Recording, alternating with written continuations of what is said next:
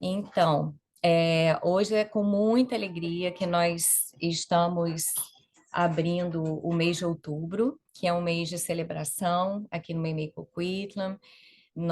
A casa está fazendo 4 anos de existência e, e assim, para todos nós que vivenciamos casa espírita no Canadá, sabemos o quanto é desafiador, é um dia após o outro que a gente vai vivendo. Então, é muito bonito, é muito gratificante a gente conseguir. Marta, eu vou mostrar para você os nossos amigos que estão presenciais, conseguir levar o trabalho adiante, ter a presença aqui de todos os encarnados e principalmente agradecendo em especial nossa benfeitora, Meimei, e com certeza toda a equipe espiritual que nos ampara, que nos fortalece a cada instante, a cada um de nós, tarefeiros, e também a cada um dos frequentadores, porque vocês com certeza fazem parte da história do Meimei Coquitlam. E a Marta, já em algumas ocasiões esteve conosco, tanto para palestra quanto workshops na área da mediunidade, né, Marta?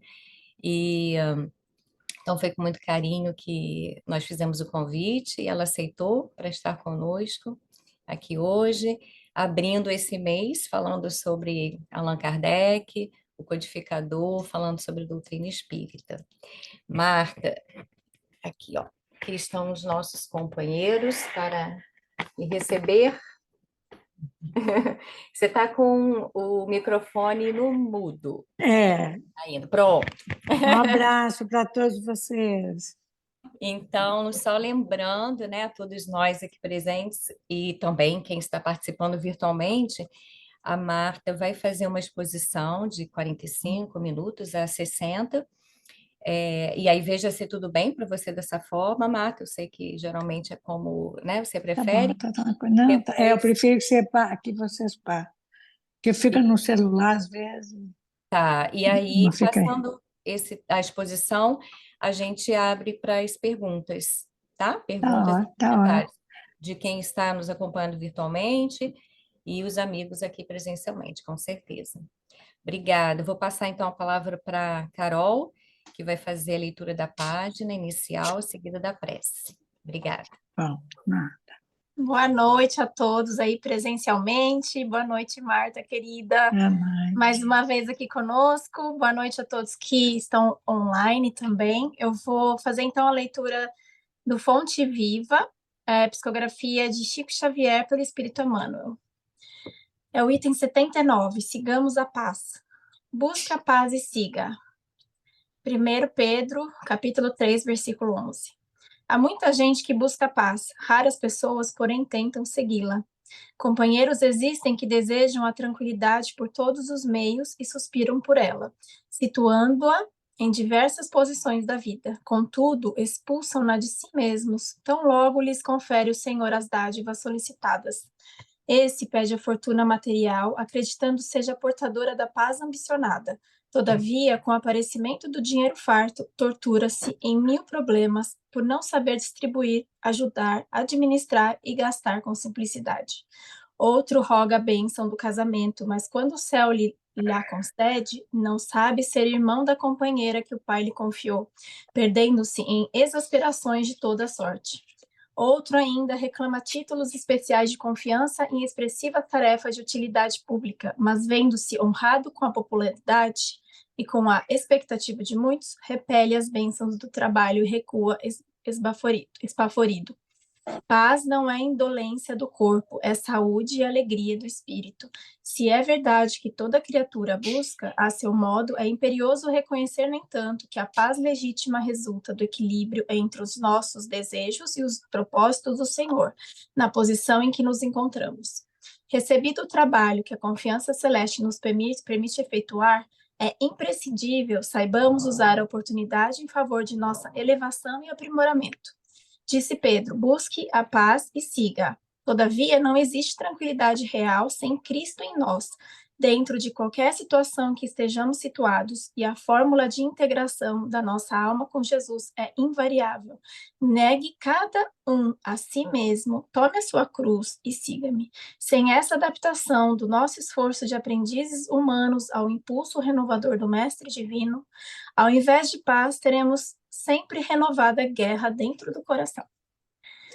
Nesse momento, então, vamos fechando os nossos olhos, acalmando os nossos corações, rogando a espiritualidade benfeitora que esteja aqui conosco, nos amparando, nos assistindo, inspirando, intuindo a nossa querida palestrante, envolvendo-a em muita luz, e a todos que estão presentes.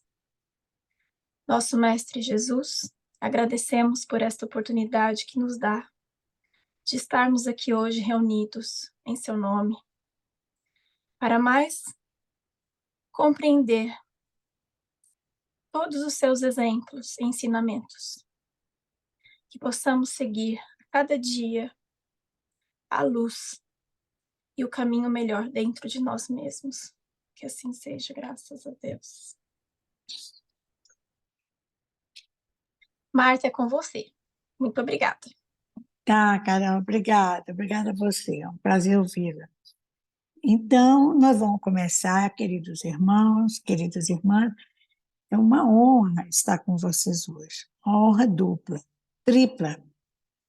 Primeiro, porque vocês estão comemorando 4 anos de fundação do Centro Espírita. Meu Deus do céu, isso é uma bênção. Que vocês continuem por muitos, incessantemente, que nunca parem de comemorar. Eu quero voltar na próxima encarnação e ter notícias de vocês. A outra é porque é o aniversário de Kardec, né? Hoje nós estamos comemorando o dia do nascimento, da última reencarnação de Kardec. E a Memei, outro motivo de alegria, é que a Memei deve estar batendo palmas de alegria, de felizes com vocês, os aprendizes dela. Então, a todos vocês que estão aí presencialmente, queridos amigos e amigas, vocês que estão nos vendo ou nos ouvindo virtualmente, eu envio o meu mais caloroso abraço, o mais carinhoso abraço. Então, vamos. Se a Aline já quiser ir para fazer a projeção, a gente vai fazer uma projeção e logo em seguida abrir para as perguntas, né, para o debate. Olha, enquanto a Aline está providenciando, uma coisa que foi difícil foi fazer uma síntese, porque é tanta coisa que a gente acha que é importante falar a respeito de Kardec, transmitir, é tanta coisa que a gente quer compartilhar que ficou difícil. Mesmo assim, ainda conseguimos fazer 20 slides, que eu acho que é muito. Mas vamos lá, nós vamos aproveitar esse momento que estamos juntos e vamos falar a respeito desse assunto tão importante, tão necessário ao nosso espírito. Então, nós estamos hoje, começando aqui nesse slide, que está bem projetado aí, Allan Kardec, o professor e o codificador. Eu me detive mais nessa parte, ainda que superficialmente, tudo vai ser falado assim, muito superficialmente, mas para a gente ter uma visão panorâmica deste grande espírito e missionário, o instrumento que a pleiade dos espíritos superiores sobre o comando do Cristo enviou até nós, no plano físico, para nos transmitir a doutrina espírita. O próximo, por favor, Aline. Então, vamos começar com alguns dados biográficos dele, né? O nome dele, ele era francês, nasceu na cidade de Lyon, uma cidade muito agradável, por sinal, tem várias pontes, o rio percorre, lá no alto tem a estátua do São Miguel, que é o protetor, o São Michel, né, que é o protetor da cidade, uma cidade muito agradável, eu já tive a oportunidade de ir lá. Então, o nome dele, o nome de família, era Hippolyte Léon Denisard Rivail. E ele nasceu hoje, nós estamos comemorando esse seu renascimento em 1804. 1804. O seu pai era Jean-Baptiste Antoine Rivail e sua mãe Jeanne-Louise de Ramel. É importante a gente ver o seguinte, que aí nós mostramos uns aspectos de Lyon, as pontes, é bem agradável, uma cidade bem agradável. É importante nós mostrarmos que essa cidade, no passado, né, teve época até que foi envolvida em negócio de divisão da Igreja Católica, quiseram fazer um Papa francês, então teve muita coisa. Mas o Allan Kardec, a família dele, era católica, era de formação católica, toda a família dele. Mas, digamos assim, eles eram mais, a profissão da família era mais na área da advocacia, do direito. E, no entanto, Kardec saiu fora desse esquema. A família dele tinha magistrado e devia ser uma família que tinha um certo destaque, né? Devia ter um certo destaque, inclusive condições financeiras.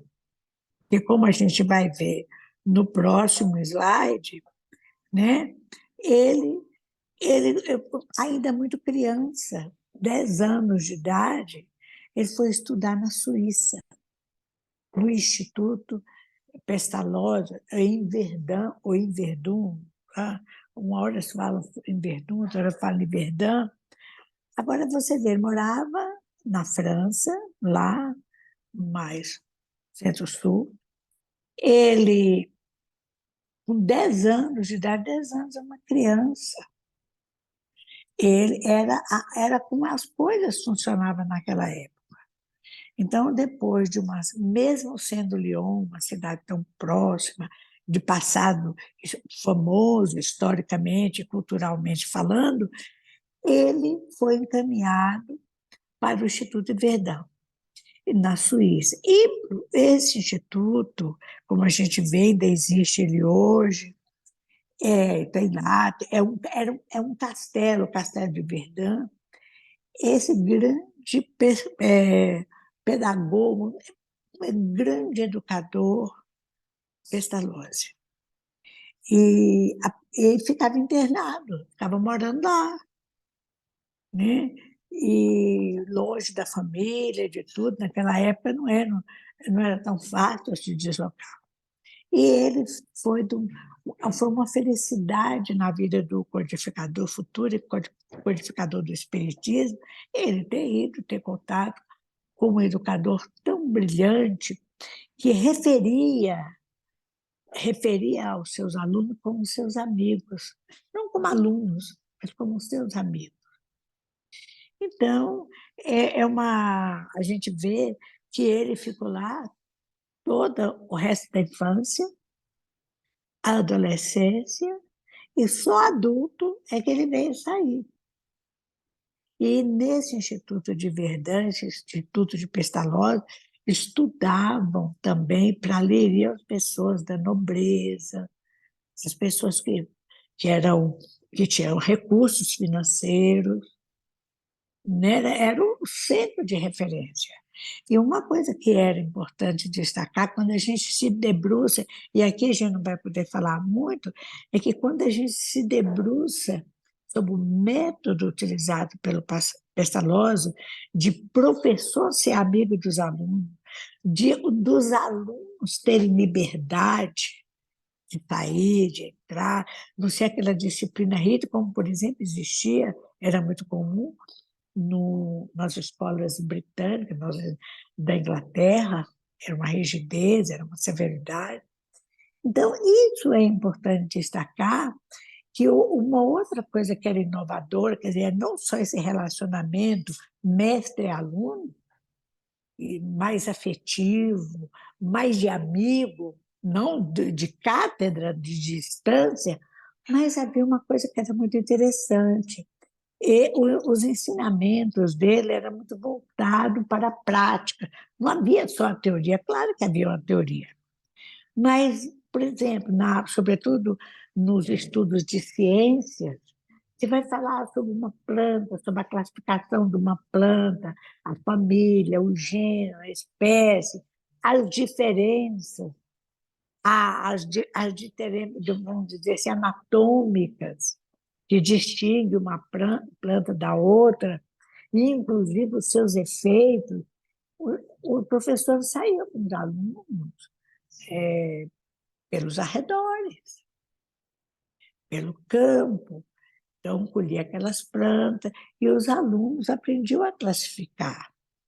Para vocês terem uma ideia, eu aprendi a fazer classificação de planta, chamada sistemática, quando eu estava no curso superior, nem no segundo grau eu fiz isso. Apesar, era mais teoria. Então, naquela época, essa nós já desenvolveram uma revolução nos ensinos. O próximo. Então, ele foi com 10 anos, ele foi para lá. Mas, volta, por favor, eu esqueci de falar do que estava escrito ali. Mas, aos 14 anos, ele era uma pessoa tão dedicada, o Kardec era uma pessoa tão dedicada ao estudo, que ele ensinava os menores, um auxiliava o outro. E isso fazia parte do método pestalozziano. Não era só porque Kardec gostava de fazer isso, de auxiliar, mas fazia parte do método pestalozziano. Quando ele chegou à idade de 18 anos, ele recebeu o curso, o diploma de bacharel em Ciências e Letras. E foi quando ele voltou à França. Ele dominava, nessa altura, nesse instituto, se falava várias línguas, até porque tinha pessoas de várias partes da Europa. Além do francês, o alemão, o italiano, que são as 3 línguas que ainda hoje se fala na Suíça, o inglês, o holandês e o espanhol. Então, ele era uma pessoa que dominava, com 18 anos, essas línguas a ponto de fazer. Agora, essa imagem que vocês estão vendo aí é só um flash que nós fizemos, porque é muito importante conhecer a metodologia de Pestalozzi. Muitas escolas tentaram ao longo do século, da década, mas não é fácil colocar, porque precisa ser um espírito que tenha essa vocação para a educação. Então, olha, por exemplo, essa frase de Pestalozzi: fui cristão a minha vida toda, mas meu cristianismo é livre de qualquer dogma. Para mim, a religião não é senão a moralidade ensinada e exemplificada pelo Cristo. Naquela época, Johann Heinrich Pestalozzi, ele já falava da moral do Evangelho. E ele era protestante, quer dizer, Kardec saiu de uma formação católica, que naquela época eram padrões rígidos, e foi para uma escola protestante. Mas olha como é que era o pensamento. Não era não seria dogma, não seria culto externo. É o bem, é fazer o bem, é a moral do Evangelho. O próximo, por favor. Então, aqui, nós vamos ver, nesse slide, que uma coisa que Pestalozzi transmitia não só aos seus alunos, mas os professores que trabalhavam lá também, e os funcionários, todos eram como se fosse uma grande família, era o exemplo de amor ao próximo, de compaixão, né? Tal como nos fala a parábola do bom samaritano, né? O diferencial no processo de auxiliar o outro é a compaixão. Então, ele, naturalmente, Pestalozzi naturalmente já fornecia isso. Ele já transmitia isso nos seus atos, nas suas palavras. E, então, isso marcou muito a vida de Kardec, em especial, que é de quem nós estamos falando. E o que seria o futuro codificador do Espiritismo, os exemplos de amor ao próximo fornecidos por Pestalozzi. E outra coisa, a gente acredita, inclusive, que aquele bom senso que Kardec fala, que ele era o bom senso encarnado, né? Todos afirmamos isso, o bom senso encarnado, o próprio Camille Flammarion falou no momento final, na hora que estava fazendo as suas no sepultamento. Então, ele era o bom senso encarnado. E uma das coisas que permeia toda a codificação, revista espírita, tudo que Kardec escreveu, em tudo, é o método de Kardec, ele analisa racionalmente primeiro, porque ele defende a tese da fé raciocinada. Ele analisa os prós, ele analisa os contras. Se tem pouca informação, ele vai buscar informação em fontes sérias. E depois, que ele chega a uma conclusão, ele passa aquilo que foi passado pelo crivo da verdade, da lógica, é o método racional, ele mede as consequências morais. Se eu fizer assim, se isso fosse feito assim, ou se for feito de outra forma, quais serão as consequências morais? Então, vejam, vocês podem perceber aí como isso marcou a existência do codificador. O próximo, por favor. Aí, nós temos aqui ele, 18 anos de idade, desde 10 anos de idade, ele fez um curso intensivo a longo prazo, ele era bacharel em ciências e letras. Quer dizer, ele dominava parte das ciências físicas e biológicas e tinha um conhecimento de línguas muito grande, literatura. Como pedagogo, então, ele, na verdade, na França, o considerava e valorizava, e foi o trabalho que ele mais exerceu como pedagogo. Logo que ele chegou à França, ele se aderiu, ele se tornou membro de diversas sociedades acadêmicas. Ele era uma pessoa de mentalidade acadêmica, que gostava de estudar. Se Kardec tivesse hoje aqui, possivelmente ele seria um grande pesquisador, com essa mentalidade. Naquela época, ele seria um grande pesquisador, porque ele gostava do academicismo, do conhecimento, de buscar a verdade. Ele tinha essa curiosidade nata.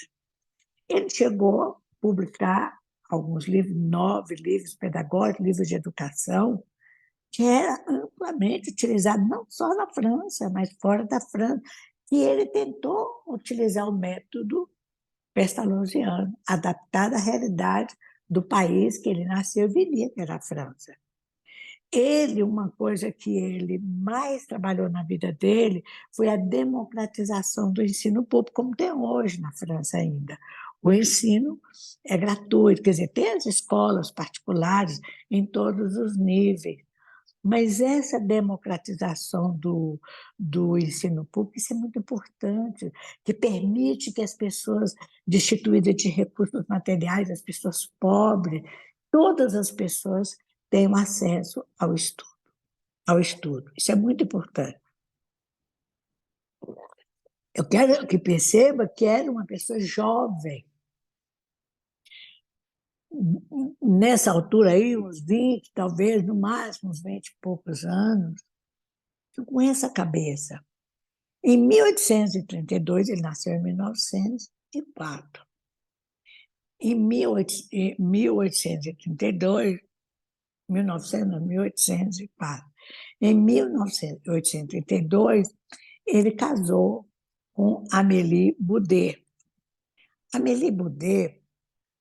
Amélie Gabrielle Boudet, segundo consta os dados biográficos, era mais velha do que ele, parece que 10 anos de idade, era mais velha que ele. E ele na verdade, com aquela mentalidade, com aquela formação, ele só iria casar mesmo com uma pessoa mais madura, que ele pudesse dialogar.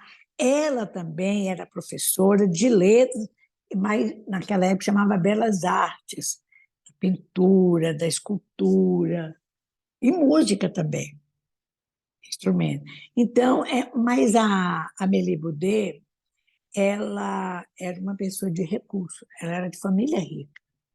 Então, por isso foi possível é, fundar uma escola, montar um instituto que eles criaram e implantar aquela pedagogia. E a Amélie era uma pessoa muito preparada, muito culta. Ela não fazia sombra a Kardec, não. Os dois estavam em pé de igualdade, não só no aspecto do conhecimento, mas no aspecto de moralidade.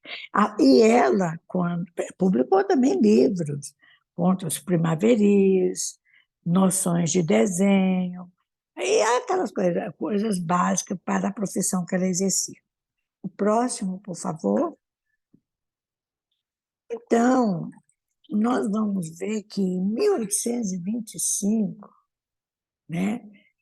25 menos 4, ele tinha 21 anos de idade, e lá de posse desse diploma, em Ciência e Letras, ele funda e dirige a primeira escola do primeiro grau em Paris. Não era uma escolinha, não. Era um ensino de qualidade superior. Se destacava, se destacava, chamava atenção pela qualidade. Lembra que os alunos ficavam o dia todo. Naquela época, um aluno ficava o dia todo. Então, eles tinham um aprendizado do conhecimento muito amplo, era um leque muito grande. E outra coisa é que, além do conhecimento, das artes. E artes, inclusive, assim como a música, não só o desenho era muito aplicado no século XIX, porque nós não tínhamos os recursos tecnológicos que nós temos hoje, nem impressora, nem nada. Mas então o desenho, não só o desenho como arte, pinturas e tudo, o desenho e para fazer uma representação de estudo. Então, eles eram totalmente voltados para isso. Então, foi a escola que eles fundaram em 1825.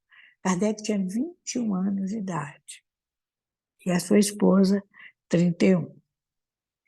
Agora, vamos no próximo agora, os dois. A gente só tem, basicamente, essa imagem de Amélie idosa, né? Mas ela parece que era uma pessoa muito educada, ela foi criada no meio social mais refinado. E Kardec também, pelo seu conhecimento, pela tradição familiar, ele terminou as suas ideias, sendo a ideia de ambos, foram destacadas, saiu nos jornais, a ponto do próprio imperador da França, Luiz Napoleão, quis conhecê-lo, mas isso foi bem mais tarde. Então, Kardec teve uma influência marcante na sociedade francesa da época, que refletiu na sociedade europeia. E ele era muito respeitado pela inteligência, pelo discernimento, olha o bom senso, e pela ponderação. Ele era uma pessoa ponderada. Ele não era uma pessoa que se entusiasmava. Por isso que o método chamado o método kardeciano, que é o racional intuitivo, utilizado hoje. Agora, a gente vê o que é interessante, que o método racional é o uso da razão, da lógica. Mas Kardec falava, que quando ele não conseguia, pela lógica, chegar à conclusão, pelo estudo, pelas opiniões, ele fechava tudo, os livros e tudo, e acalmava-se, deixava que as ideias surgissem naturalmente. Ele imaginava assim, que aquelas ideias estavam fazendo uma revolução na sua mente, então precisava de um repouso. Então, isso que nós, mais tarde, e ele veio nos ensinar como intuição. Por isso que o método dele é chamado racional intuitivo. Agora, é interessante que quem usou essa mesma expressão, uma expressão semelhante, foi Albert Einstein, o grande físico que separou a, a física clássica da física moderna.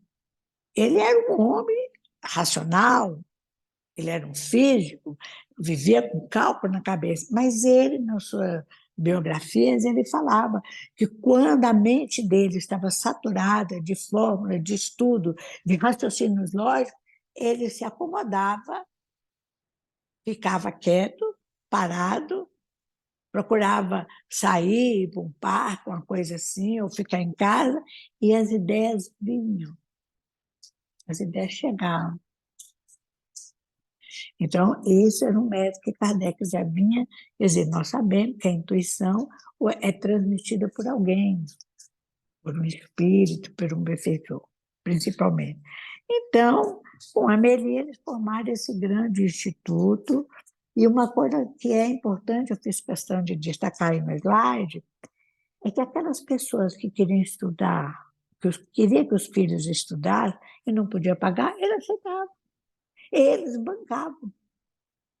Ou ele, ou a Amélie, ou ambos bancavam. O importante é que aquela pessoa estudasse. O próximo, ele escreveu, né? Eu citei aqui só alguns livros para que a pessoa, já que nós estamos falando dele, tenha uma ideia mais geral. Mas ele escreveu muitos livros, ele fez muitos artigos, ele publicou, como ele era um homem, ele era membro das academias na França, naquela época, chamada Cidade de Luz, todo o conhecimento, né, do mundo conhecido, quem queria saber das coisas ia para Paris, sobretudo, não era só para a França, para Paris. Então, ele fez vários estudos, né, e procurou aplicar sempre o aprendizado que ele teve com Pestalozzi, o seu grande mestre. E ele, você nota, como ele era formado em ciência, ele se voltava muito para a parte da aritmética, dos conhecimentos, não só do segundo grau, como do terceiro grau, mais avançado. Mas ele gostava, como ele era formado em letras também, olha que ele tem aí, ele publicou os 3 primeiros livros de Telêmaco, de Fenelon, vertido do francês para o alemão. Então, você vê, ele traduziu uma obra clássica de Telêmaco, o Telêmaco de Fenelon, um grande francês, Fenelon, né, um grande filósofo espiritualista. E hoje ele fez muita coisa, e o próximo, a gente ficaria aqui a noite toda falando do que Kardec fez. Mas eu estou fazendo uma síntese. Nessa escola de primeiro grau, fundada e dirigida por ele, em 1825, foi o Instituto. Em 1828, eu tinha 24 anos, plano proposto para a melhoria da educação pública. Ele contribuiu e muito, não foi só na prática, no local onde que ele tinha a escola dele de Amélie, mas ele contribuiu para a legislação francesa com relação ao ensino público. E aqui, Telêmaco, nós já falamos, em 1830. Olha, gente, em 1830, ele tinha 26 anos. É uma obra difícil, não é uma obra fácil, rica de muita filosofia, de muito ensinamento, e ele escreveu do francês para o alemão. O próximo, por favor. Isso tudo nos mostra que ele era um homem, vamos dizer assim, muito preparado. Quer dizer, eu quero que vocês, queridos irmãos e irmãs, observem uma coisa. reflita sobre uma coisa. Não é qualquer pessoa, numa missão dessa envergadura, o espírito tem que estar preparado. Então, é aquilo que Emmanuel vai nos falar, as duas asas da evolução. O conhecimento, duas asas que nos levam à presença de Deus. Uma é a sabedoria que a pessoa obtém pelo conhecimento. Vai adquirindo conhecimento, vai ponderando, vai amadurecendo, vai, vamos dizer, enriquecendo a sua inteligência, aprimorando a sua inteligência, até se tornar sábio. Mas ele precisa de outra asa para chegar à presença de Deus, nessa forma, vamos dizer assim, simbólica que Emmanuel fala. E também precisa do amor, né? Precisa viver a lei do amor. A lei do amor, que é aquela que o Espiritismo absorveu, que é a moral do Evangelho. Como já falava o mestre de Kardec, Pestalozzi. Então, ele estava, durante esse tempo todo, como um fermento que a gente coloca para levedar uma massa que vai fazer um pão, ou um fermento, ou né, um micro-organismo que vai fermentar o vinho. Ele estava nesse processo de fermentação, ele precisava ter um conhecimento geral, porque ele iria daqui a algum tempo se deparar com acontecimentos que ele tinha que partir, botar o pé no chão para analisar racionalmente. Por isso que ele fala que a fé espírita é uma fé raciocinada. No entanto, ainda hoje, 2023, século XXI, o que nós vemos? Nós vemos cada mensagens tolas. Nós vemos pessoas fazendo consulta aos espíritos nos grupos, nas casas, em algumas casas espíritas, digo, entre as invigilantes. Pessoas que não se preocupam em aprimorar o seu livre-arbítrio para fazer escolhas mais sensatas. Nós vemos ainda hoje pessoas que utilizam a mediunidade, seja espírita ou não espírita, como uma coisa mágica, como uma fantasia até. Mesmo no meio espírita, há pessoas que se distinguem porque tem uma faculdade mediúnica mais evidente, às vezes a pessoa é até endeusada. Então, a gente precisa ver que Kardec ele estava tendo toda uma base, sem falar na base que ele adquiriu quando nas encarnações anteriores, inclusive quando ele se encontrava no plano espiritual. Então, para nós chegarmos a esse ponto, olha a data, maio de 1855, que Kardec se depara, quando ele vê pela primeira vez, no ano anterior, 54, ele tinha 50 anos de idade, já não era mais nenhuma criança, já não era mais nenhum jovem, já era uma pessoa madura. Se ele já era maduro, com 14 anos, ensinando os seus colegas lá em Verdun, imagina com essa idade de 50 anos. Era um homem muito respeitado na sociedade, muito bem quisto, ele e a esposa, eles não tiveram filhos. Então, em 1854, um ano anterior desse slide que nós estamos falando aí, ele ouviu falar dos fenômenos das mesas girantes, porque, segundo, é um livro que merecem vocês adquirirem, merece ser lido, como na história do Espiritismo, chama A História do Espiritismo, ou do Espiritualismo, escrito por Arthur Conan Doyle. Sim, o Arthur Conan Doyle, aquele mesmo que criou o personagem Sherlock Holmes. Ele era espírita. Então, ele tentou, e é uma obra brilhante essa obra. Tem traduzida para o português, mas é do original inglês. Então, ele faz uma história do espiritismo, não só na Inglaterra, ele era escocês, né?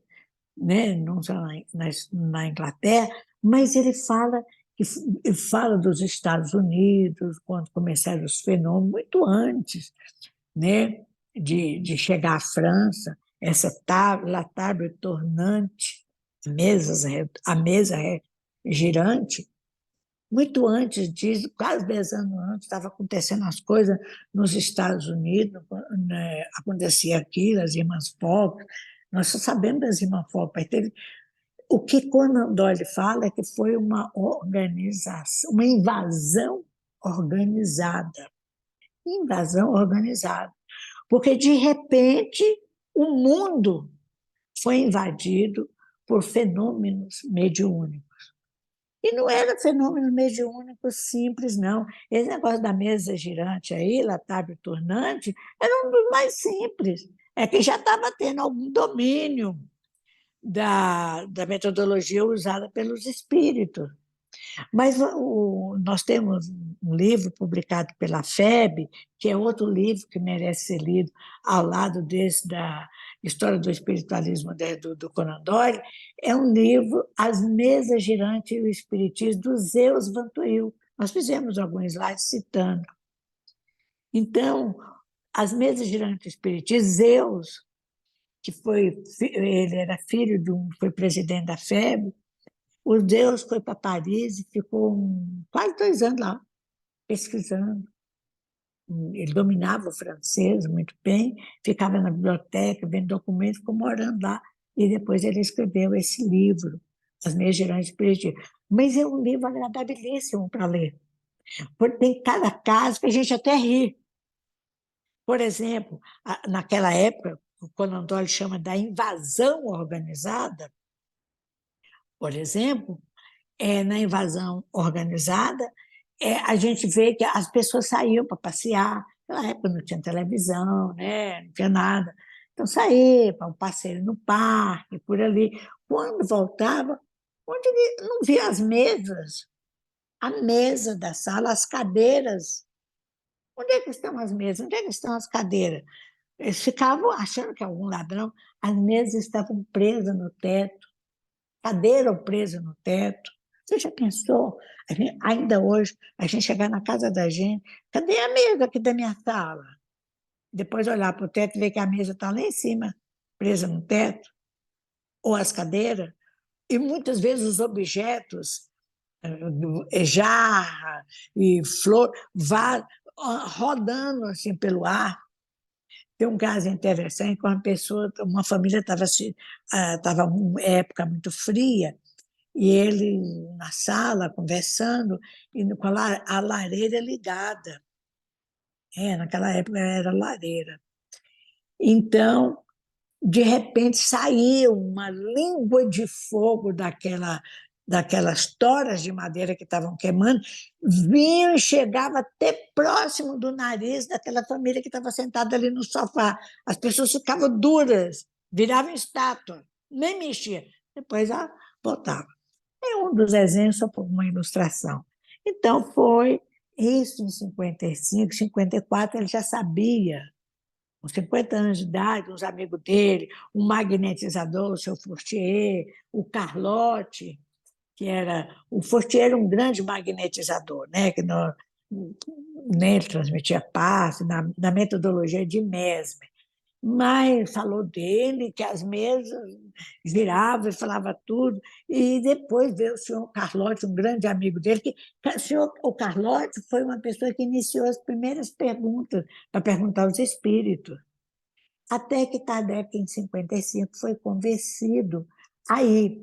E ele foi lá na Rue de la Grande Batelière, na Rua da Grande Batalha, onde ele foi na casa da Pleine Maison, a Madame Pleine Maison, uma grande médium.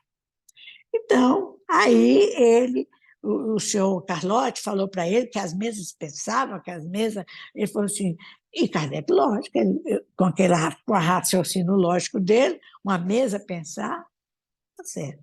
Aí ele começou a observar, inclusive lá no Palácio do Imperador, era direto, aquelas mesas girando, aquelas perguntas que se faziam, aos espíritos, os próprios espíritos falavam que eram espíritos. Então ele começou a ver que no meio daquelas perguntas tolas, quando é que eu vou casar, quando é que eu vou ter sorte na vida, quando é que eu vou viajar, essas coisas assim mais superficiais, ele começou a fazer perguntas. Ele pegou aquele caderno do senhor Carlotti e começou a acrescentar perguntas, que ele perguntava, aí começou a fazer perguntas de natureza filosófica, científica, da moral, religiosa. E ele começou a notar, e a partir daí, nada mais segurou ele. Próximo, por favor. Você vê que mesmo a gente resumindo, como é que tem coisa para contar. O primeiro livro que ele publicou foi o Livro dos Espíritos, nós sabemos. Ele não era um livro como nós temos hoje, com 101 perguntas. 111 perguntas. Tinha 501 perguntas. E foi no dia 18 de abril de 1857. Abril de 1857. Então, Kardec tinha 53 anos de idade. Ele foi lançado no Palais Royal, na galeria, aquela famosa galeria do Palais Royal, a Galeria Danton. Você sabe que quando eu vejo essa imagem que vocês estão vendo, uma imagem de um desenho da época da Galeria Danton, do Palais Royal, eu tenho a impressão que na época eu estava ali nessa galeria. Não sei, não é uma coisa estranha para mim. Eu tenho uma ligação com essa imagem. Então, ele utilizou no primeiro Livro dos Espíritos, na primeira edição, de 501 perguntas, principalmente as médicas Caroline Julie Baudin, as irmãs Baudin, a Céline Jaffé e Hermance Dufour. Todas eram pessoas muito jovens. Hermance Dufour também, todas. Uma dessas médicas, foi a única que Kardec elogiou, foi Hermance Dufour. Ela que fez a história de Joana d'Arc, lembrando uma recordação, ela conviveu com Joana d'Arc, a época de Joana d'Arc, então ela conta a história como foi a vida de Joana d'Arc. Mas o Livro dos Espíritos, a segunda edição, que é a que nós temos até hoje, que nós utilizamos, ela foi em 1860, 3 anos depois. Aliás, Kardec fazia isso, ele lançava um livro, por exemplo, Livro dos Médiuns. Antes ele lançou um guia, depois ele lançava o Livro dos Médiuns. O Evangelho, lançava primeiro uma introdução, imitação do Evangelho, depois lançava o Evangelho. Ele sempre fez isso, porque vinham outras informações e era uma tarefa árdua. Uma coisa é publicar livro hoje, outra coisa naquela época, mesmo já existindo a imprensa. Então, aí nós temos o Livro dos Espíritos, e vamos passar para o próximo. O Livro dos Espíritos é dividido em 4 partes. Das causas primárias, do mundo dos espíritos, das leis morais, das esperanças e consolações. É um livro obrigatório para quem é espírita. O estudo, mas não é só ler, é estudar. Se a pessoa não fica desanimada, não entende, porque nem sempre dá para entender. Às vezes a pessoa tem muita cultura intelectual, mas não consegue entender certas questões que estão aí. Estuda em grupo. Hoje em dia, com a internet, os grupos virtuais, mas estude.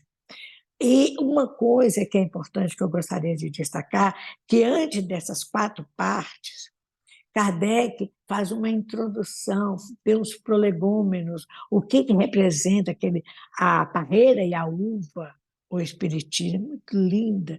Vários espíritos assinaram. Mas o que é importante é que na introdução número 6, a número 6, ele mostra os pontos principais. Tudo ele faz para ajudar o aprendiz. Quem quer conhecer o Espiritismo.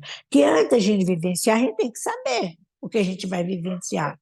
Então, ele faz uma relação dos pontos principais. Uma certa ocasião, há muitos anos atrás, eu estava com tanta obra que na época de Kardec estava surgindo as primeiras obras. Mas na minha época já tinha muitos livros. Então, eu falei assim, eu cheguei numa casa espírita e tinha uma livraria vendendo muitos livros. Eram mais os livros do Chico, mas tinha os livros de Denis, de Kardec. Então, eu falei assim, mas como que eu vou saber?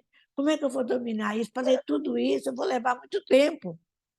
Então, uma pessoa que era o presidente dessa instituição falou para mim, Marta, vai lá na introdução 6 do Livro dos Espíritos.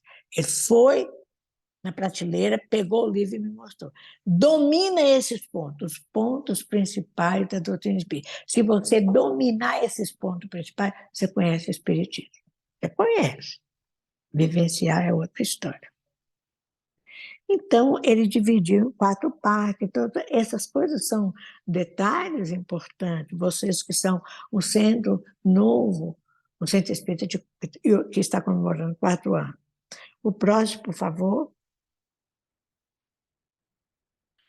O que nós vemos aqui, eu não sei se está dando para todos perceberem, é o Livro dos Espíritos é a obra das obras chamadas básicas, essenciais, é a mais básica. A partir dela, nasceram as demais obras. Tudo isso Kardec fazia sob orientação dos espíritos, né? Mas muitas vezes ele perguntava e reperguntava, perguntava ao médico, via se o outro médico confirmava, porque a fé dele era raciocinada. Não é que ele duvidasse dos médicos. Então, a gente nota que o núcleo central do livro dos Espíritos, das causas primárias, criação de Deus, tudo isso. Primeira pergunta, o que é Deus? Inclusive, essa pergunta é muito inteligente, que ele não pergunta quem é Deus. Ele não personifica Deus, como as religiões fazem, como qualquer religião. Ele fala que é Deus. E a resposta estava à altura do indagador. É a inteligência suprema, causa primária de todas as coisas. Resposta que nós vamos levar séculos para ter um entendimento real disso. Então, Kardec, a partir da segunda parte do mundo espírita, fala de reencarnação, comunicação, tudo, influência moral, nasceu o Livro dos Médiuns. É a base para a construção do livro do mar. A parte terceira, as leis morais, né, todas aquelas leis morais, foi a base para fazer o Evangelho segundo o Espiritismo, com a essência dos ensinamentos morais. A parte quarta do Livro dos Espíritos, das esperanças e consolações, que fala do futuro, da desencarnação, tudo isso, das esperanças, da lei de causa e efeito, foi feito o Céu e o Inferno. Ele fez um verdadeiro tratado, porque aí ele faz uma comparação com as ideias que existiam, as ideias de igreja que tinha. E o livro A Gênese é um livro que ele pegou a parte primeira, né, do capítulo 2 ao 6, que fala da criação, e dos seres da criação, os seres orgânicos, os inorgânicos. A parte segunda, que fala da parte moral, a parte segunda que fala da vida no plano espiritual, a parte terceira das leis morais, e fez o quê? A Gênese. A Gênese. É uma obra maravilhosa. Inclusive, no final, lá nos últimos capítulos, Sinais do Tempos, em que ele fala deste momento que os espíritos têm anunciado da transição planetária. E, por último, na introdução do livro dos Espíritos e no Prolegômeno, nasceu o que é o Espiritismo, uma cartilha básica para os aprendizes. E, com isso, meus amigos, nasceu depois o Livro dos Médiuns, 1861, né? Um trabalho mais voltado para o conhecimento do fenômeno mediúnico e da prática. Depois, o Evangelho segundo o Espiritismo, em 64, né? Que está dividido em 5 partes. Os atos comuns da vida do Cristo, os milagres, as predições, as palavras que foram tomadas pela Igreja para fundamentar seus dogmas, e o ensino moral, sobretudo. O próximo, que nós estamos vendo aqui, e aqui nós temos a codificação espírita. No centro, nós temos a introdução, que deu tudo isso. Esse na verdade, o livro dos Espíritos, a codificação, eles se entrelaçam. Algumas coisas, às vezes, ele repete, algumas vezes ele corrige, e aí vai. O próximo, O Céu e o Inferno nasceu em 1865, né? Fala, é um tratado. A primeira parte fala desse céu, inferno, purgatório, segundo a igreja e segundo o Espiritismo, e na segunda parte são ditados dos Espíritos. Depois vem a Gênese, né, que aqui eu não botei a data, mas que foi lançada em 1869. Então, próximo. Nós temos, antes dele lançar isso, em 1858, 57, ele lançou a primeira edição do Livro dos Espíritos, com 501 perguntas. E em 58, ele lançou uma revista. Olha como é que a cabeça, como é que ele funcionava, aquela base, todo aquele aprendizado que ele trouxe, ele colocou no Espiritismo.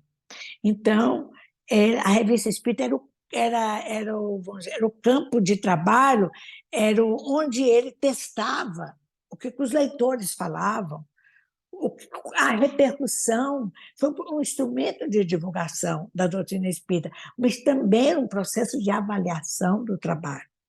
Em 59 lançou o que é Espiritismo, aquelas pessoas mais materialistas, ou pessoas que tinham uma ideia muito equivocada do espiritismo, como uma coisa demoníaca. Ele lançou depois, por aí, a Instrução Prática sobre as Manifestações Espíritas, algumas ideias, que é um manualzinho, depois veio o Livro dos Médiuns, transformou em Livro dos Médiuns, o Espiritismo em sua expressão mais simples, que ele vai analisando, e a Viagem Espírita de 1862. Em língua portuguesa, todas essas obras foram traduzidas. A FEB tem todas as obras de Kardec de primeira edição. Conseguimos, pela vontade divina. E o próximo, estamos chegando, aí nós temos o Evangelho, as obras básicas, que é imprescindível o seu estudo. O Evangelho dos Espíritos, dos Médiuns, o Céu e o Inferno, e faltou aí a Gênese, né? E, para encerrarmos, nós lembramos que ele desencarnou no dia 31 de março de 1869. Ele desencarnou com 65 anos, muito jovem. Uma mente, uma cabeça, mas cada minuto da sua existência, desde quando criança, ele foi conduzido ao Instituto de Verdun na Suíça, foi dedicado a trazer para o mundo, informar para si e para o mundo, conhecimento e moral. Uma vida prodigiosa. Então, ele, educador e grande pesquisador que trouxe para nós a doutrina espírita. E no próximo, no dia 3 de outubro de 1804, dia do nascimento de Allan Kardec, que hoje nós comemoramos, há uma palavra, uma frase de Camille Flammarion, que era astrônomo, presidente do Observatório de Paris, há um discurso que consta do livro Obras Póstumas.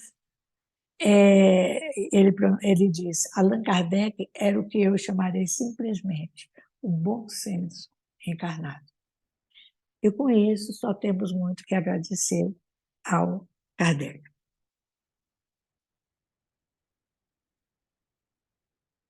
Eu sei que eu falei demais, eu tentei correr, E nós mas é temos a muito. agradecer essa super aula. Sabe? Porque é uma visão panorâmica assim, do nascimento à desencarnação. É muita coisa, eu tirei muita coisa, mas muito caso, muita história, mas está aí. Tá ótimo, obrigada, Marta. Nós vamos deixar em aberto, caso alguém tenha alguma pergunta, algum comentário, especificamente aí sobre o tema, ou ligado ao tema, ou especificamente para Marta. Então, vamos lá. Vamos ver se dá para ouvir. É o Ronaldo. Vamos ver. Oi, Ronaldo. Tudo bem? O espiritismo Tudo bom. nasceu na França, mas ele foi difundido no Brasil, né? Posso dizer assim? Ele nasceu na França, em solo francês, exatamente em Paris. Mas ele, na verdade, nós não tem muitas hipóteses, viu, Francisco, sobre isso. O país mais espíritas do mundo é o Brasil. Não só em questão de número de pessoas, mas de divulgação da doutrina espírita. Uma certa ocasião foi feita essa pergunta ao Chico, essa mesma pergunta, ou semelhante à sua pergunta ao Chico Xavier. Isso é porque os franceses espíritas vieram para o Brasil e reencarnaram aqui. Acontece que, se é verdade, não deve ter sido, o que se percebe é que a França ela entrou em outros regimes, né? Em 1800, depois teve a Revolução Francesa, 1700, depois veio a Napoleão Bonaparte. A França sempre teve uma vocação mais para a cultura, para o conhecimento e menos para isso. Então, à medida que aqueles viram o próprio Denis, né, em 1900 e pouco, no Congresso Espírita, inclusive, nesse congresso, o primeiro Congresso Espírita, no início do século XIX, 20, 1900 e pouco, Denis representava o Brasil.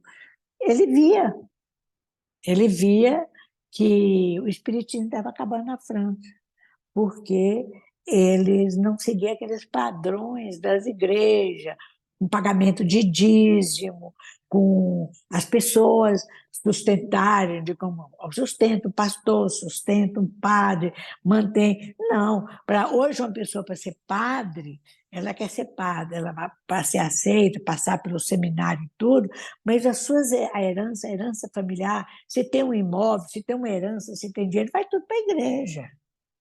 E o Espiritismo rompeu com tudo isso. Então, e é voltado mais para a bandeira que Kardec levantou: fora da caridade não há salvação. Então, acredita-se que, devido àquela perturbação, aquelas alternâncias políticas, sobretudo políticas, na França, a França ainda se aguarda o cumprimento da sua missão: liberdade, igualdade e fraternidade. Então, segundo o Chico Xavier, os espíritos, a maioria daqueles, não só da França, vieram, aqueles que estavam ligados à ideia, renasceram no Brasil. E vocês notam, vocês mesmos falando português, do Brasil vocês estão espalhando para o mundo. Inverteu o processo. Obrigada. Mais alguma pergunta? Vamos lá. Michel. Marta, meu nome é Michel e eu gostaria de saber qual o motivo de ter escolhido o pseudônimo Allan Kardec. Por que não colocar nos livros o nome dele? Pois é, quando a gente vê isso, Michel, Kardec é uma figura muito importante. Eu falei que ele era uma pessoa que frequentava, inclusive, o palácio do imperador, né? Então, alô? Saiu? Não. Não, estamos ouvindo, estamos ouvindo. Está ouvindo. Então, ele era uma pessoa, uma personalidade muito conhecida. Mas esse nome, Allan Kardec, também foi sugerido pelo Zéfiro. Eu citei rapidamente, ele era um espírito amigo. E o Zéfiro, ele fala que, na época que ele, Kardec, numa das encarnações, bem antiga, ele nasceu nas Galhas. Ele era o gauleiro, em francês ainda. Mas ele era um sacerdote druida, que vai naquela região da Bretanha, da França. A gente ainda vê uma série de pedras, coisas, vamos dizer, construções que eram druidas. E ele era um sacerdote druida. Então, ele se chamava Allan Kardec. Então, considerando que ele tinha publicado muitos livros, que é um homem público, inclusive do ensino, uma parte política mesmo, ele achou o mais bom senso, como ele era o bom senso encarnado, de usar um pseudônimo para aqueles que se beneficiavam das suas obras, como as obras, digamos assim, como contribuição na educação e tudo, não rejeitado porque ele se tornou espírita, entendeu? Se hoje em dia, nos dias atuais, há muita gente que torce o nariz porque a pessoa é espírita, porque não entende o que é, imagina naquela época, no século XIX. Então, ele achou por bem aceitar, quando foi contada essa história para ele aceitou, achou que era de bom senso, isso está explicado também em obras póstumas.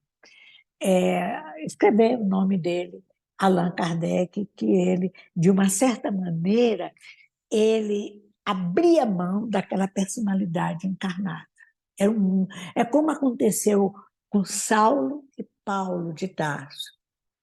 Ele saiu do estado de Saulo, um homem do mundo, até um perseguidor, homem culto do sinédrio, doutor da lei, e se transformou em Paulo, o servidor do Cristo. Então, eu vejo muita similitude entre Kardec, Hippolyte Léon Denis vai se transformar em Allan Kardec, e da mesma forma que aconteceu com Paulo. De Saulo, ele passou para Paulo. É um renascimento de um novo homem que se não se detém apenas na cultura, mas também que vê as consequências morais do aprendizado, as consequências do aprendizado moral. Obrigada, Marta. Mais uma pergunta. Tem uma do Alexandre e depois Marcos. Eu queria saber se existe,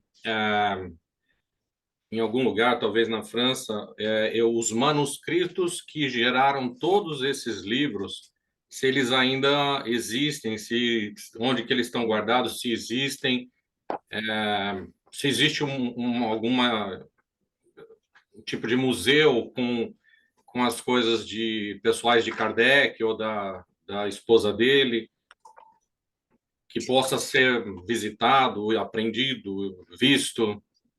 Certo. Olha, muito se perdeu. Não existe um museu, não.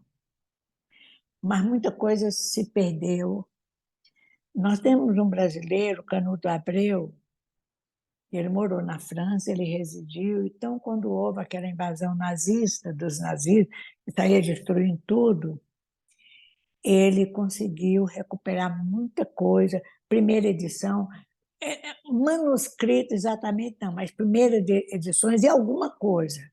A biblioteca do Canudo Abreu, que no Brasil, da família Abreu, Canudo Abreu, é uma coisa fantástica, porque ele conseguiu recuperar e trazer para cá. Porque os nazistas botavam fogo, incendiavam quando dominaram a França. Uma outra coisa que se perdeu também, muitas das coisas, e que foram levados, algumas pessoas fugiram levando aquilo. A Bélgica, por exemplo, há pouco tempo encontrou a primeira obra publicada do livro A Gênese na Bélgica. Encontrou porque, naquela época, logo depois da desencarnação de Kardec, houve o chamado processo dos espíritas. Começou uma grande perseguição com o secretário do imperador, que era um bispo, uma intriga violenta, e começou uma perseguição generalizada, tanto que Lemariu, que era o editor, ele teve que fugir. A própria Amélie Boudet, ela foi processada porque pela ação, uma revanche da igreja. Uma coisa que eu não falei para vocês aí, mas quando Kardec começou a publicar os livros e quando começou essa ideia a ser difundida e ser traduzido de outros países ali por perto, ali na Europa tudo é muito perto, é bem perto, o que acontece? Teve o Auto de Fé de Barcelona, em que a Igreja Católica mandou queimar os livros de Kardec. Era um volume significativo de livros que tinham ido para a Espanha, para Barcelona, que tinham sido comprados, adquiridos e viraram cinzas. Mas teve um efeito contrário. Naquele momento, quando aqueles livros eram jogados na fogueira, as pessoas, o povo enlouqueceu, começou a pegar os livros e divulgou mais o, o espiritismo. Então, muita coisa se perdeu assim, mas muita coisa se acha. Durante anos, pessoas da fé, como o Evandro Noleto Bezerra, que é um dos tradutores do francês para o português das obras de Kardec, ele viajava à França, Paris, ficava naqueles sebos. Você sabe o que é sebo, não sabe? Ainda lembra o que é sebo? Aquelas lojas que vendem aqueles livros muito antigos. Vocês ainda sabem o que é sebo. Então, lá, conseguiu muitos livros. Ou então, o próprio dono da loja, na lojinha de livro, ó, tal loja deve ter que você está procurando. Foi assim que nós conseguimos a maioria, não só das obras de Kardec, mas de outros autores daquela época. E na biblioteca. A Biblioteca de Paris, a Biblioteca Nacional de Paris é de tirar o chapéu. É de tirar o chapéu. É fantástico. Então, é isso aí. Mas perdeu-se muita coisa. Obrigada. Marco, lá atrás. Vamos ver se Marta consegue ouvir. Isso, vem aqui mais pertinho, Marco. Obrigada. Oi, Marta, obrigado por tudo. Oi. Fazer uma pergunta. Você falou nas obras das mesas girantes do Zeus Van Tuyl, e eu vi também os grandes espíritas do Brasil, também do Zeus Van Tuyl. Eu queria saber se você usou o livro Allan Kardec, também do Zeus Van Tuyl e do Francisco Thyssen. Do Thyssen. Se você tem alguma obra melhor do que a do Zeus Van Tuyl. Não. Eu acho difícil. Não. Uma obra melhor. É o Marcos Rodrigues que está aí? Sou eu. É o Marco. O Marco, você conhece eu conheço. o Marco? Eu não conheço mais o Marco, porque eu lembro dele quando ele era criança. Porque ele aparecer para mim na rua, eu não ia saber quem é. Mas a mãe dele é muito minha amiga, e o avô e a avó dele foram grandes amigos meus. O avô dele foi presidente da FEB. Ela já reconheceu.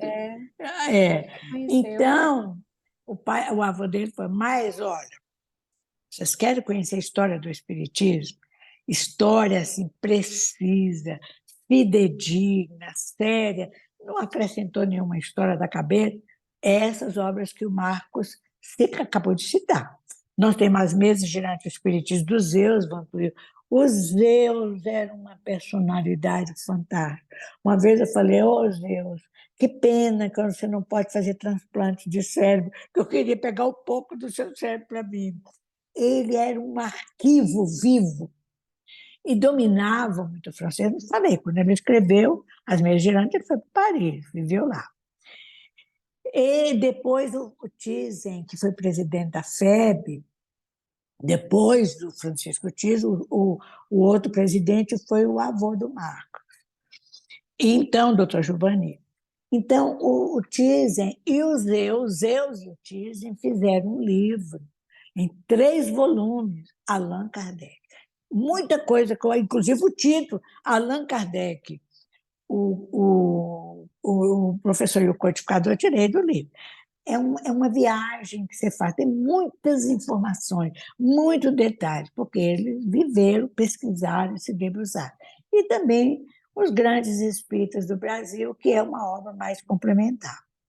Mas, ainda a pergunta do primeiro companheiro, que eu esqueci o nome agora, todo o país tem uma missão a cumprir em face das nações do planeta.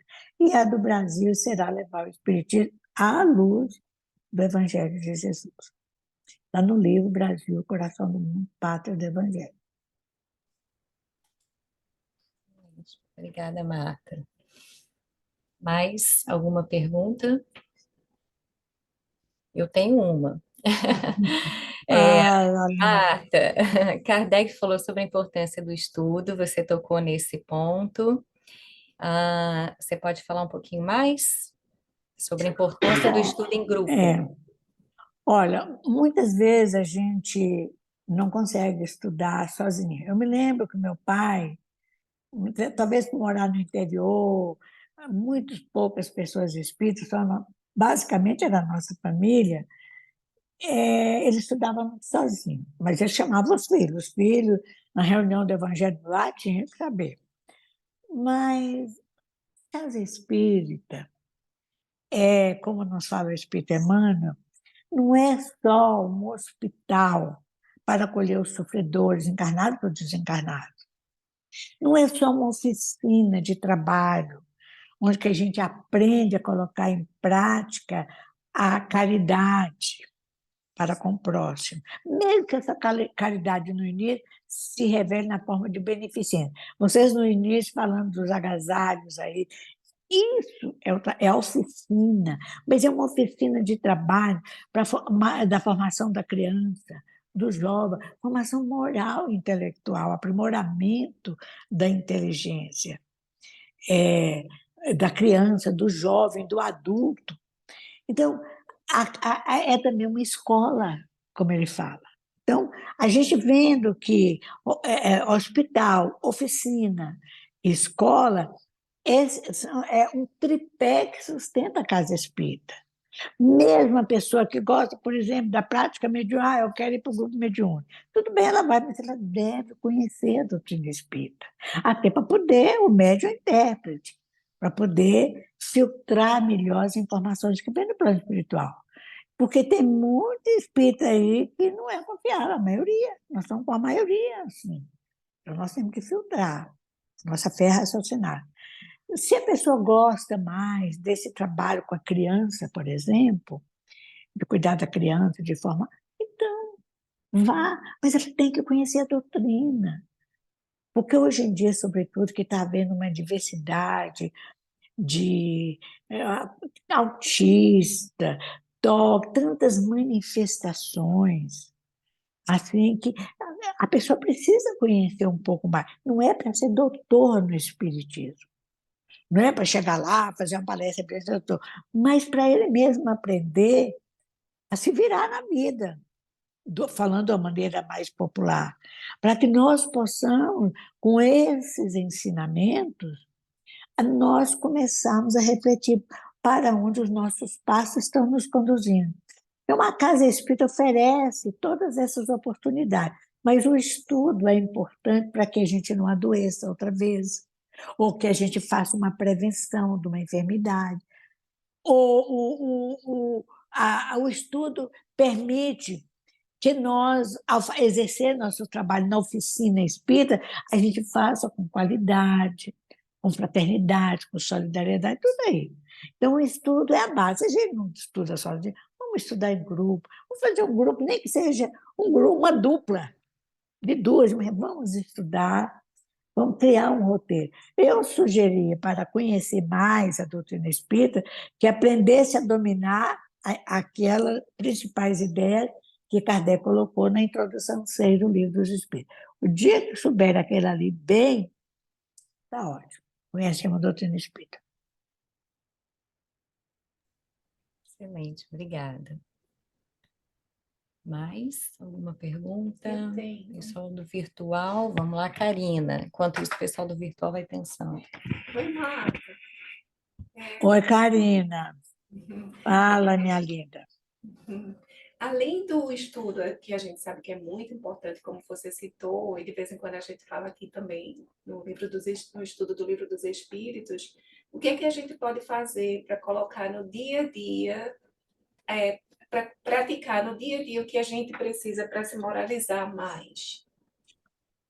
Pois é, esse é o nosso, são as duas áreas, o conhecimento e o amor, né? O nosso desafio, a gente quando... Isso não é informação espírita, é informação da própria ciência. A aquisição do conhecimento é uma coisa que a gente consegue numa boa. Eu quero estudar, eu quero me especializar, a gente consegue, ou por necessidade de trabalho, ou porque gosta. Mas a transformação, fazer o bem, esse é o nosso desafio. Há, inclusive, um gráfico, aí é Emmanuel que fala sobre isso, que ao longo das nossas existências, a gente vai adquirindo um aprendizado, aperfeiçoando a inteligência, o desenvolvimento intelectual. Inteligência é diferente de intelecto, né? Então, o espírito é simples e ignorante, ele tem inteligência, mas ele não tem conhecimento, ele não tem o intelecto desenvolvido. Então, ao longo das encarnações e os aprendizados no plano espiritual, ele vai adquirindo conhecimento. Uma vida, outra vida, no plano espiritual, volta e vai num campo, no outro, vai aperfeiçoando. É como se ele estivesse caminhando em linha horizontal. Ele está caminhando de uma maneira horizontal, ele está aperfeiçoando a sua inteligência. Mas, em um determinado momento da evolução, ele começa, pelo próprio conhecimento, fazer questões como aquela que Kardec coloca. Por que eu estou aqui? De onde eu vim? Está lá no Evangelho. De onde eu vim? Qual é a minha destinação? Você começa a fazer essas perguntas. Eu estou aqui, eu tenho uma vida, eu tenho amigos. Qual é a finalidade? Então, começa a surgir. Aí é quando as pessoas descambam para a filosofia, ou descambam para uma religião, ou às vezes ouvem falar que tem Deus. Mas o que é Deus, afinal? Então, tudo isso ainda estamos no campo do aprendizado, do conhecimento. Então, quando a gente começa a pensar nessas questões fora do conhecimento geral, que nós começamos a verticalizar nossa caminhada, horizontal com a verticalização, porque nós começamos a pensar em Deus, pensamos no amor. Quando a gente está presa a pessoas que a gente ama e que essas pessoas desencarnam, o sofrimento. Então, a vida continua. Por que a vida continua? Como continua? Então, é outro aprendizado. Mas, segundo Joana de Ângeles, ela nos diz que o maior aprendizado é quando nós chegamos num determinado ponto, que eu acho que é esse ponto que a pessoa sente necessidade de estudar, é quando ela começa a medir suas palavras, controlar suas palavras, a forma de se exprimir. Às vezes a gente fala uma coisa com muita emoção, ou interrompemos o outro, ou agredimos o outro por palavras, emoções descontroladas. Ou, às vezes, os nossos atos, às vezes a gente não tem nem intenção de ferir o outro, mas a gente fere. Então, é importante, como segundo Joana de Ângeles nos orienta, que a gente comece a voltar para dentro de si mesmo. Mas isso é uma decisão racional. O que significa voltar para dentro de si mesmo? É o chamado autodescobrimento. A primeira etapa é o autodescobrimento. Eu começo nesse autodescobrimento, pode até colocar no papel ou no computador, digitar quais são as minhas imperfeições e quais são as minhas virtudes, ou aqueles que parecem virtudes que precisam ser aprimoradas. Eu coloco, faço 2 colunas. E a partir desse autodescobrimento, daquilo que eu tenho de bom e daquilo que eu preciso melhorar, nós, com esse autodescobrimento, nós começamos nessa caminhada para dentro de si mesmo. Olha o reino de Deus que Jesus nos ensina. Nós aprendemos a autoeducar. Aí a gente usa a palavra na hora certa, procura falar, não é aquela falar com falsidade, mas com mais gentileza, a perdoar. Mas isso é um processo gradual de autodescobrimento para chegar a um processo de autoeducação. Mas veja que nós é que somos responsáveis. O conhecimento nos dá a base para chegar a isso.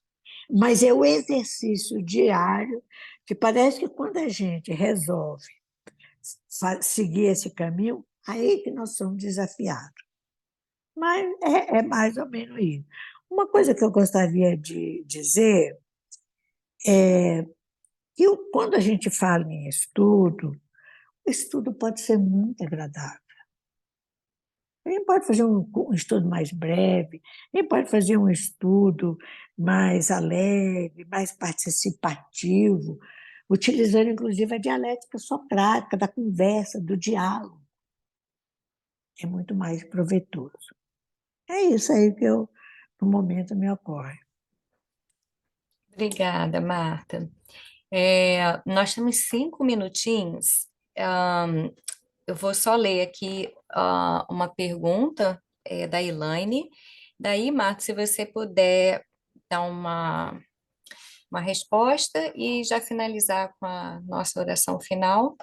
Nós agradecemos demais essa aula sobre Kardec, né, doutrina espírita, foi excelente. Nós não estamos ainda nos despedindo, não, mas é bom, só para já deixar aqui nossa gratidão. tá E bom. em relação à pergunta da Elaine, se você poderia falar um pouquinho sobre os trabalhos, né, fraternos, compartilhamento, na verdade, a ideia dos grupos espíritas ou dos centros espíritas participarem juntos mais ativamente. Acho que essa é a ideia. Falar do encontro, da troca de ideia. Da troca de ideia. Isso, obrigada. O próprio Kardec orienta isso, da importância, lá no Livro dos Médiuns, lá no final, quando ele fala das sociedades espíritas, ele fala da importância de se visitarem uns aos outros. E mesmo naquela época, com toda a dificuldade, que era cavalo, carruagem, não tinha trem, não tinha os trens como tem lá hoje na França, aqueles trem modernos. Era nem avião. Então, ele viajou muito, ele viajava. Então, ele acha que as pessoas tinham que se encontrar, as pessoas colocarem os seus problemas, juntos tentarem fazer o que nós chamamos hoje de roda de conversa, encontrar uma solução ou um encaminhamento, mesmo que não fosse uma solução. Então, ele fala dessa visita. Agora, esse trabalho é que nós fazemos uma separação. Doutrina Espírita tem todo esse conteúdo que nós acabamos de falar, que Kardec trouxe e que depois outros espíritos foram interpretadores da doutrina espírita, seja através da mediunidade, como do Chico, do Divaldo, da Ivone Pereira, etc., seja através de clássicos como Leon Denis, Gabriel Delano, Camille Flammarion, etc. Então, isso é a base doutrinária. São os postulados. Espírita que tem 3 aspectos: filosófico, científico e religioso ou moral. Religioso no sentido não de igreja, de moral. Mas, a par disso, vem o movimento espírita. O movimento espírita é dos adeptos da doutrina espírita, dos seguidores, como o cristianismo, né? Que nasce das palavras do Cristo, do Evangelho, da doutrina do Cristo, surgiram várias igrejas, ainda surge, toda hora está surgindo uma igreja, de diferentes interpretações. Então, o movimento espírita é um movimento, é o trabalho, é o trânsito daqueles que acreditam naqueles postulados espíritas. Então, isso tem regras, tem normas, como tudo na vida, de relacionamento, de entendimento. Tem grupos que têm uma rigidez muito grande administrativa. Hoje em dia, a tendência, inclusive na própria FEB já faz isso, já há algum tempo, nós tem a figura do presidente, mas a gente trabalha com um conselho. Na FEB chama conselho diretor, é o presidente e 4 vice-presidentes. Todas as deliberações, interna e externa, seguem essas decisões desses 4. E temos uma diretoria, que é ouvida também. Agora, no movimento espírita, é uma casa para outra. Nós devemos aprender a convivência, não ficar isolado. Então, com esse aprendizado, a gente vai ver que muita coisa que é falado, a teoria na prática é outra, infelizmente. Há muitas casas espíritas que têm esse nome, mas efetivamente são espíritas. Mas isso é um processo. É um processo que vão aprendendo. E no Brasil, aqui no Movimento Espírita Federativo, que a FEB coordena, a gente lançou várias áreas para o movimento espírita. Então, nós temos a área, por exemplo, de estudo, que abrange tudo isso, que a gente falou, todas essas obras, de Kardec e outras. Tem estudos programados, por exemplo, o estudo sistematizado, o estudo aprofundado, tem o estudo das obras básicas, tem uma área da mediunidade que é focada nisso, tem a área de arte, tem várias áreas, da infância e juventude, da família, do atendimento espiritual, da comunicação social espírita. Então, por essas áreas que elas são multiplicadas nas casas espíritas, são produzidos documentos, são chamados documentos orientadores. Se vocês quiserem, basta falar comigo, eu envio para vocês, porque são documentos que podem ser baixados da internet e vocês podem, inclusive, replicar, porque eles são gratuitos, são documentos orientadores para cada área. Com isso, com essas áreas, cria-se um dinamismo entre, não só interno, mas externo, e nós aprendemos a arte da convivência. Nós nos detemos nos pontos principais. É isso aí. Obrigada, Marta. Você poderia, então, são 8h30 aqui, poderia finalizar esse estudo com a prece final? Vou fazer, mas antes de fazer a prece final, que já é a prece, eu vou ler agradecendo a presença da Meimei, que está entre nós, essa querida benfeitora espiritual. Eu vou ler um pequeno trecho, um pequenininho trecho de uma mensagem dela, psicografada pelo Chico Xavier, que consta do livro Cartas do Coração. É uma mensagem que serve como prece também, para nós nos despedirmos, rogando a Jesus, a Meimei, os benfeitores espirituais, que abençoe sempre vocês, no lar, no trabalho, na casa espírita, e que persistam, a despeito de qualquer desafio, persistam. A mensagem, essa pequenina, um trecho da mensagem de Cartas do Coração da Meimei é a seguinte: confia sempre, não perca a tua fé entre as sombras do mundo. Ainda que os teus pés estejam sangrando, segue para a frente, erguendo por luz celeste a ti mesmo. Crê e trabalha. Esforça no bem e espera com paciência. Tudo passa e tudo se renova na terra, mas o que vem do céu permanecerá. De todos os infelizes, os que perderam a confiança em Deus e em si mesmos são os mais desditosos, porque o maior infortúnio é sofrer a privação da fé e prosseguir vivendo. Eleva, pois, o teu olhar e caminha. Luta e serve. Aprende e adianta-te. Brilha a alvorada além da noite. Hoje é possível que a tempestade te amarfanhe o coração e te atormente o ideal, aguilhando-te com a aflição ou ameaçando-te com a morte. Não esqueças, porém, de que amanhã será outro dia. Meimei.